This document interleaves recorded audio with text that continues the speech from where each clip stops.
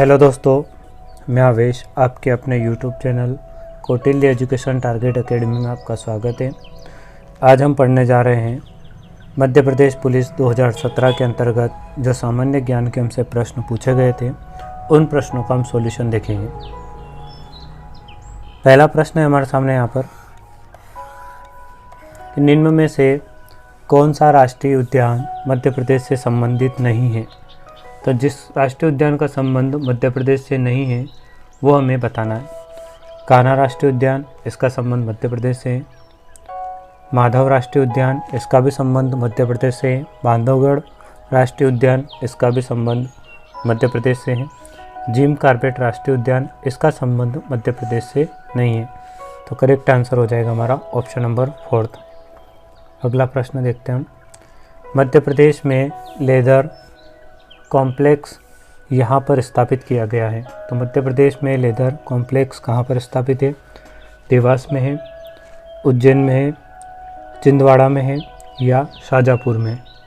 तो इसका right answer क्या होगा? तो इसका राइट आंसर हो जाएगा हमारा ऑप्शन नंबर 1, देवास में। अगला प्रश्न है, भारत में पहला अंग्रेजी समाचार पत्र कौन सा था? Bengal Gazette, Deccan Chronicle, the Hindu, Times of India. तो इसका राइट आंसर क्या होगा? तो इसका राइट आंसर हो जाएगा हमारा ऑप्शन नंबर 1, बंगाल गजट। अगला प्रश्न देखते हैं, भारत का कौन सा राज्य उत्तर में कर्नाटक, पूर्व में तमिलनाडु और पश्चिम में अरब सागर से घिरा हुआ है? गुजरात, आंध्र प्रदेश, केरल या महाराष्ट्र। तो ऐसा कौन सा राज्य है? तो ऐसा राज्य है भारत का केरल। अगला प्रश्न देखते हैं, 1947 में भारत स्वतंत्र होने से पहले कौन सा शहर उड़ीसा की राजधानी था? संबलपुर, कटक, पुरी या भुवनेश्वर। तो इसका राइट आंसर क्या होगा? तो इसका राइट आंसर हो जाएगा हमारा ऑप्शन नंबर 2, कटक। मध्य प्रदेश के जिले में तानसेन समारोह आयोजित किया जाता है? रीवा में, भिंड में, भोपाल में या ग्वालियर में। तो इसका राइट आंसर क्या होगा? तो इसका राइट आंसर हो जाएगा हमारा ऑप्शन नंबर 4, ग्वालियर में। अगला प्रश्न देखते हैं, महानदी का प्रमुख भाग किस राज्य में है? छत्तीसगढ़ में, झारखंड में, उड़ीसा में या मध्य प्रदेश में। तो इसका राइट आंसर क्या होगा? तो इसका राइट आंसर हो जाएगा हमारा छत्तीसगढ़ में। क्षेत्रफल के दृष्टिकोण से मध्य प्रदेश का सबसे बड़ा जिला है? सागर, सीधी, छिंदवाड़ा या बैतूल। तो इसका राइट आंसर क्या होगा? तो इसका राइट आंसर हो जाएगा हमारा ऑप्शन नंबर 3, छिंदवाड़ा।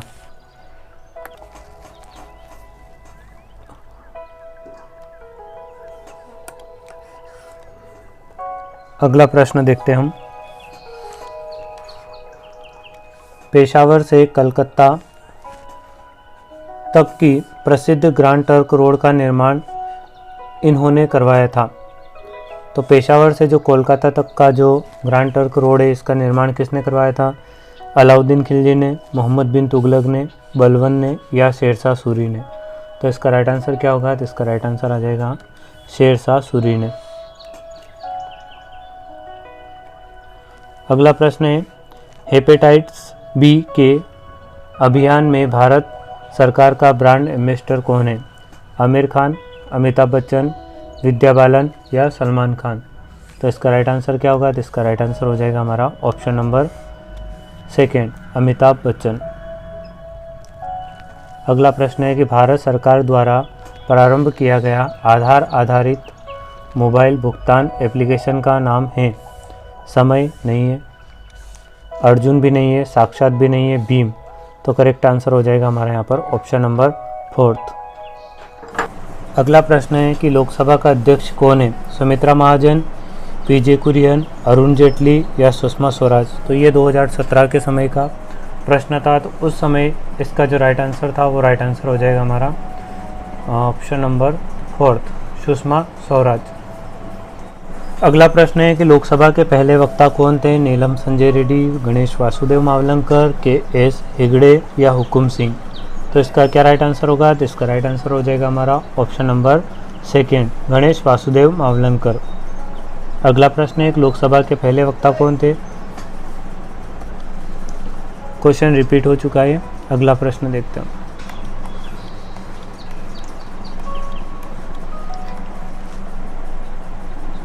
अगला प्रश्न है हमारे सामने यहाँ पर कि नोबेल पुरस्कार पाने वाले पहले भारतीय कौन थे? रविंद्रनाथ टैगोर, एस भटनागर, जेसी बोस, सीवी रमन। तो इसका राइट आंसर क्या हो जाएगा हमारा? तो इसका राइट आंसर हो जाएगा हमारा option number first, Rabindranath Tagore. अगला प्रश्न क्या है कि माधव अभ्यारण्य में स्थित है। तो माधव अभ्यारण्य जो है कहाँ पर स्थित है? सागर में, होशंगाबाद में, सीधी में या शिवपुरी में।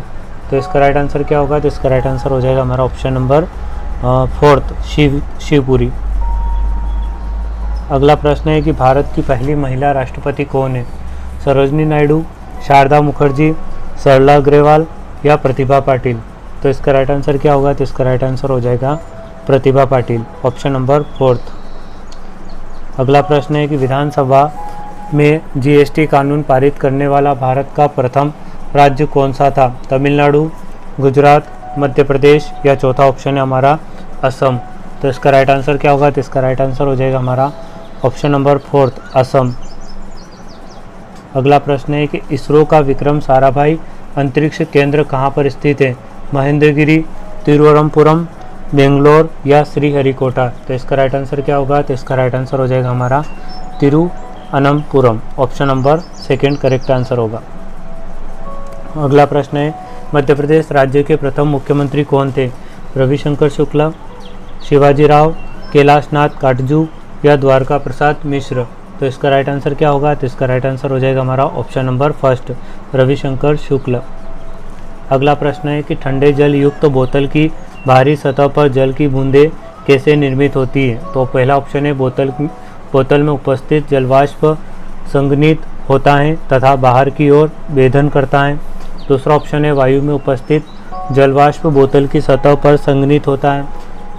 अगला ऑप्शन है बोतल के अंदर का जल वाष्पित होता है तथा बूंदों के रूप में दिखाई देता है। और चौथा ऑप्शन है वायु में उपस्थित जलवाष्प वाष्पित हो जाता है तथा बोतल की सतह पर चिपक जाता है।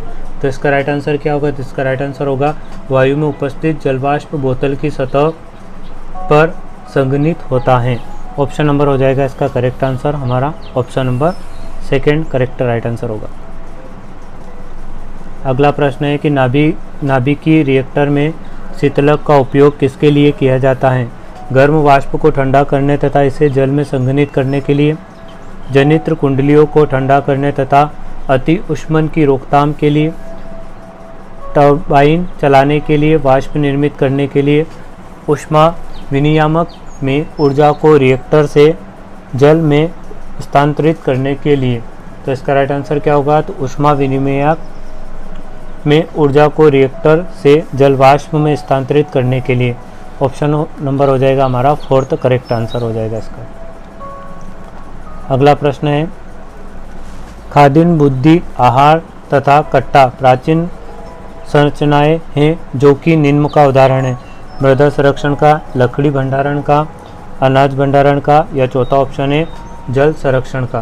तो राइट आंसर क्या होगा इसका? तो इसका राइट आंसर हो जाएगा हमारा ऑप्शन नंबर फोर्थ जल संरक्षण का। अगला प्रश्न है, फिर से ये रिपीट हो चुका है। अगला प्रश्न देख लेते हैं। अधिकांश शैवाल में मुख्यतः वर्णक और अतिवर्णक वर्णकों के रूप में क्लोरोफिल हैं। भूरे शैवाल में उपस्थित वर्णक क्लोरोफिल के अतिरिक्त हैं।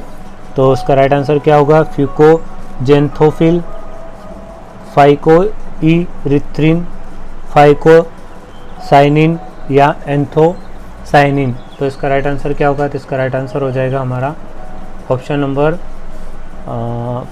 फर्स्ट, पहला वाला राइट आंसर हो जाएगा। अगला प्रश्न है कि कोई व्यक्ति भोजन को निगलने के बाद उसे निम्न के कारण नहीं रोक सकता है? आंत की अनैच्छिक प्रकृति के कारण, श्लेष्मा आस्तरण के कारण, लार स्त्रावण के कारण, आंत की ऐच्छिक प्रकृति के कारण। तो इसका राइट आंसर क्या होगा? आंत की ऐच्छिक प्रकृति के कारण। ऑप्शन नंबर हो जाएगा हमारा अनैच्छिक प्रकृति के कारण। ऑप्शन नंबर हो जाएगा हमारा फर्स्ट करेक्ट आंसर इसका। लकड़ी के लट्ठों को जलाते समय उनके बीच खाली जगह छोड़ दी जाती है जिससे वह अपने प्रज्वलन ताप पर पहुंच सके, लकड़ी की खपत कम हो, उसके जलने के लिए वायु की गति में मदद मिले, दहन धीरे धीरे हो। तो इसका राइट आंसर क्या होगा? तो इसका राइट आंसर होगा ऑप्शन नंबर हो जाएगा हमारा थर्ड, उसके जलने के लिए वायु की गति में मदद मिले। अगला ऑप्शन है आयत चित्र में आयत की ऊंचाई क्या प्रदर्शित करती हैं? वर्ग की ऊपरी सीमा को, वर्ग की चौड़ाई को, वर्ग की आवृत्ति को, वर्ग की निचली सीमा को। तो इसका राइट आंसर क्या होगा? तो इसका राइट आंसर हो जाएगा ऑप्शन नंबर थर्ड, वर्ग की आकृति को। अगला प्रश्न है शक्तिशाली चुंबक अपना चुंबक तत्व उस स्थिति में खो देता है जब इस पर उच्च यांत्रिक प्रतिबल लगाया जाता है, इस पर उच्च वैद्युतिक क्षेत्र लगाया जाता है, इसे उच्च तापमान पर गर्म किया जाता है, इसे अत्यधिक समय तक के लिए भूमि के नीचे दबा दिया जाता है। तो इसका राइट आंसर क्या होगा? तो इसका राइट आंसर हो जाएगा हमारा यहाँ पर ऑप्शन नंबर इसे उच्च ताप पर गर्म किया जाता है। ऑप्शन नंबर हो जाएगा हमारा थर्ड राइट आंसर हो जाएगा। अगला प्रश्न है निम्न में से कौन सा एक दृढ़ निर्जीव मुक्त रूप से परागम्य तथा मुख्य रूप से सेल्यूलोज से बनी होती हैं? टोनोप्लास्ट, नाभि की झिल्ली, कोशिका भित्ति, जीव द्रव्य कला। तो इसका राइट आंसर क्या होगा? तो इसका राइट आंसर हो जाएगा हमारा ऑप्शन नंबर थर्ड, कोशिका भित्ति। अगला प्रश्न है नाभिक का क्या कार्य होता है? यह केवल कोशिका के विभाजन को नियंत्रित करता है, यह केवल कुछ विशिष्ट कार्यों को नियंत्रित करता है, यह कोशिकाओं को सभी गतिविधियों को नियंत्रित करता है, इसका कोई नियत कार्य नहीं होता है। तो इसका राइट आंसर क्या होगा? तो इसका राइट आंसर हो जाएगा यह कोशिका की सभी गतिविधियों को नियंत्रित करता है। ऑप्शन नंबर हो जाएगा इसका राइट आंसर थर्ड वाला, यह कोशिकाओं की सभी गतिविधियों को नियंत्रित करता है। अगला प्रश्न है निम्नलिखित में से किस खगोलीय पिंड को उल्का के रूप में जाना जाता है? उल्का पिंड को, उपग्रह को, पुच्छल तारे को या शुद्ध ग्रह को? तो इसका राइट आंसर क्या होगा? इसका राइट आंसर हो जाएगा हमारा ऑप्शन नंबर फर्स्ट, उल्का पिंड को। अगला प्रश्न है एक अस्थि अन्य अस्थि से द्वारा संयोजित रहती है, उपास्थि, कंडरा, स्नायु या कंडरा और स्नायु दोनों से? तो इसका राइट आंसर क्या होगा? तो इसका राइट आंसर हो जाएगा हमारा कंडरा और स्नायु दोनों से। Option number. अब देखते हैं हम अगला प्रश्न। तो अगला प्रश्न क्या है हमारा? मानव में इस प्रकार का निषेचन होता है, बाह्य निषेचन, आंतरण निषेचन, बीजाणु रचना या क्लोनिंग। तो इसका राइट आंसर क्या होगा? तो इसका राइट आंसर हो जाएगा हमारा ऑप्शन नंबर सेकंड, आंतरण निषेचन। इसी प्रश्न के साथ आज के वीडियो को हम यहीं पे समाप्त करते हैं। अगर वीडियो आपको पसंद आया है तो वीडियो को लाइक करें और इसी प्रकार के वीडियो प्राप्त करने के लिए चैनल को सब्सक्राइब करें। वीडियो को देखने के लिए थैंक्स।